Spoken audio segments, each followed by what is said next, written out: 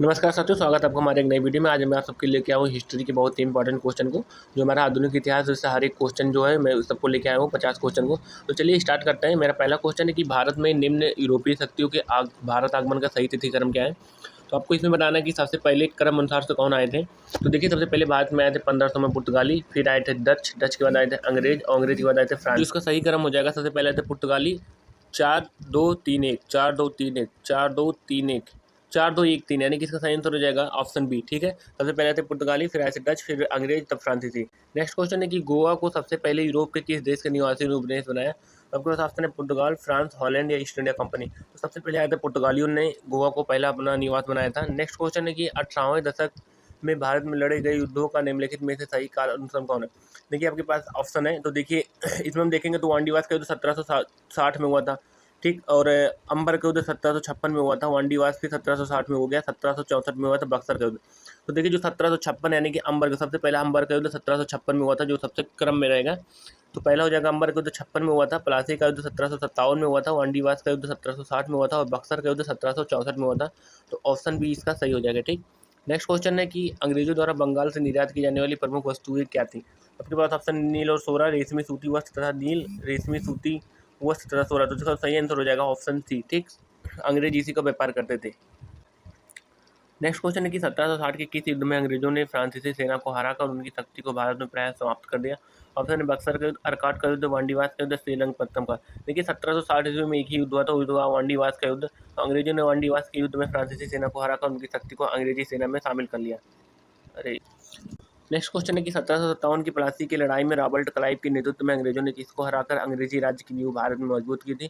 तो आप लोग जानते हैं कि 1757 में बंगाल के नवाब सिराजदौला से प्लासी का युद्ध लड़ा गया था, जिसमें प्लासी के युद्ध में सिराजदौला को हराकर अंग्रेजों ने अपनी पूरी नींव भारत में रख दी थी। ठीक, नेक्स्ट क्वेश्चन है कि निम्नलिखित मुस्लिम शासकों को सही कालानुक्रम और उनके नामों के नीचे दिए गए कूट से चुके हैं।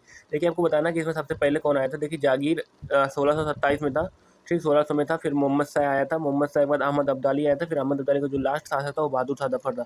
तो 3-2-1-4 3-2-1-4। ठीक, मतलब ऑप्शन सी इसका सही हो जाएगा। नेक्स्ट क्वेश्चन है कि भारत में ब्रिटिश शासन के दौरान निम्नलिखित राज्यों का भारतीय ब्रिटिश शासन में सम्मिलन का सही काल अनुक्रम क्या है। आपको बताना है कि ब्रिटिश शासन ने किन किन राज्यों को सबसे पहले, किन किन जिलों को जीता। तो आपके पास ऑप्शन है, देखिए, सबसे पहले उन्होंने सतारा को जीता था। ठीक, सबसे पहले उन्होंने सतारा को जीता, फिर संबलपुर के बाद उन्होंने बवाट को तीसरे नंबर पे, फिर झांसी, फिर कानपुर। इसका आंसर हो जाएगा 4-2-3-1-5 4-2-3-1-5। ऑप्शन ए इसका सही रहेगा। नेक्स्ट क्वेश्चन है कि सती प्रथा का अंत करने तथा ठगी को समाप्त करने का श्रेय किसको जाता है। क्योंकि सती प्रथा को अंत करने का श्रेय लॉर्ड विलियम बेंटिंक को जाता है। ठीक, नेक्स्ट क्वेश्चन है कि भारतीय स्थानीय स्वशासन का जनक किसको माना जाता है। देखिए, स्थानीय स्वशासन का जनक लॉर्ड रिपन को माना जाता है। ठीक, ऑप्शन पढ़ने में बहुत ज़्यादा टाइम लग रहा था, तो मैंने सोचा कि ना ऑप्शन आप लोग देख लीजिएगा। नेक्स्ट क्वेश्चन है कि निम्नलिखित में से किसने बक्सर के युद्ध में अंग्रेजी सेना का नेतृत्व किया था।